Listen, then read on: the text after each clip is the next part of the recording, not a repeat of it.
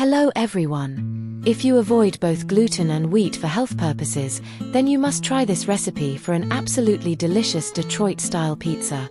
In a stand mixer, combine the following dry ingredients. 2 1/4 cups King Arthur gluten-free measure flour. 3 tablespoons buttermilk powder. 1 teaspoon baking powder. 1 1/4 teaspoons salt. 1 1/2 teaspoons cornstarch. And 1 tablespoon sugar. Give those dry ingredients a good mix for a few seconds. Then, in a separate medium-sized bowl, mix 2 1/4 teaspoons of active dry yeast with 1 1/2 cups of water heated to 110 degrees. Then add in 3 tablespoons of extra virgin olive oil. Give that a brief mix. Then take about 1 cup of the dry ingredients and add it to the wet ingredient bowl. Give it a good whisk to ensure no major lumps. Then let it sit uncovered for 30 minutes until foamy. Next you will pour the foamy wet ingredients into the mixer with the remainder of the dry ingredients. You will then want to use your dough hook attachment and let the mixer do its thing for only 4 minutes, pausing to scrape down the sides when needed. Don't be alarmed that the dough seems soft and smooth, almost like a cake batter. It's not going to be stretchy and kneadable like traditional pizza dough recipes. Next you will spray a non-stick cooking spray into the bottom and sides of a Detroit-style 10 by 14-inch pizza pan. In addition to the non-stick spray, add 2 tablespoons of extra virgin olive oil to the pan and gently spread the oil around to coat the entire interior. You will then pour your mixed dough into the greased pan and using wet fingertips, gently push and stretch the dough to the pan's edges. Cover the pan with plastic wrap and let it sit for at least 30 minutes in a slightly warmed oven. While the dough is resting, let's talk about the toppings for a Detroit pizza.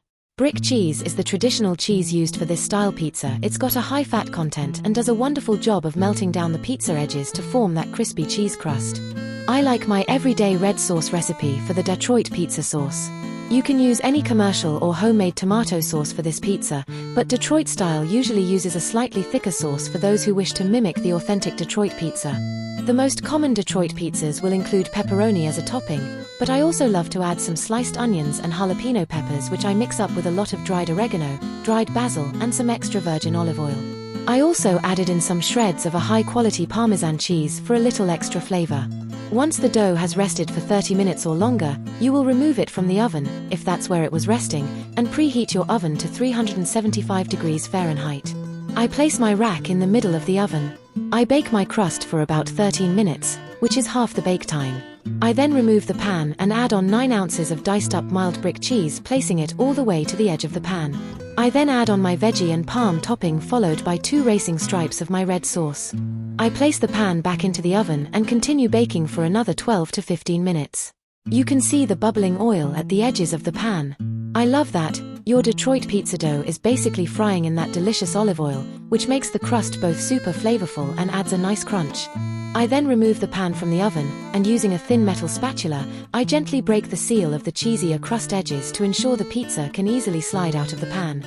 But before I do that, I gently lift up one corner to ensure the bottom of the crust is a nice golden brown. If it needs to brown more, you can simply place it back in the oven for a few more minutes. Look at that nice edge. You can see where the cheese has melted and fried into the sides of the crust. At this point, I like to let the pizza cool for about 20 minutes. Then I cut it into rectangular slices, and I like to place the pieces we are going to eat back into a hot oven to let it twice bake, which makes it extra crunchy on the bottom and the edges. But for this pizza, I'm going to immediately freeze it and save it for another day. It's another day. We're having a little Detroit pizza for a nice lunch. I took out my pre-baked Detroit pizza from the freezer, let it defrost partially, then I cut it into 4 large rectangles. I added a few slices of pepperoni to each piece, and I twice baked in a 350-degree toaster oven for about 10 minutes, and it came out just the way I like it.